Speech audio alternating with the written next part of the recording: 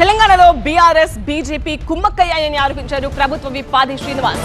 రెండు పార్టీల మధ్య పొత్తులు లేవంటున్న రామచంద్రరావు కేటీఆర్ కు ఇబ్రహీంపట్నం ఖానాపూర్ లో ఏం జరిగిందో తెలియదా అని ప్రశ్నించారు.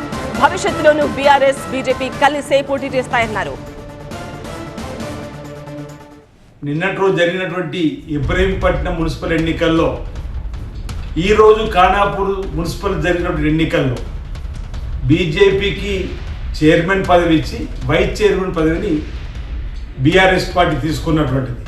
అంటే మొదటి నుంచి మేము చెప్తా ఉన్నాం, బీజేపీ బీఆర్ఎస్ పార్టీలు రెండు కూడా ఫెవికాల్ బంధంతో, విడదీయని బంధం, ఫెవికాల్తో అతుకున్నది ఎలా ఉంటుందో అలా ఉంటుందని చెప్పని మేము మొదటి నుంచి కూడా చెప్తున్నాం. నిదర్శనం మాట చెప్తున్నాం. ఈరోజు బీజేపీ రాష్ట్ర అధ్యక్షుడు రామచంద్రరావు గారు మాకు ఏ పార్టీతో పొత్తుండదని చెప్పిన మాట ఒకవైపు చెప్తున్నాడు. మరి ఈ అంశం వారి దృష్టికి రాలేదా, ఈ విషయం వారికి తెలదా అని అంటున్నాం.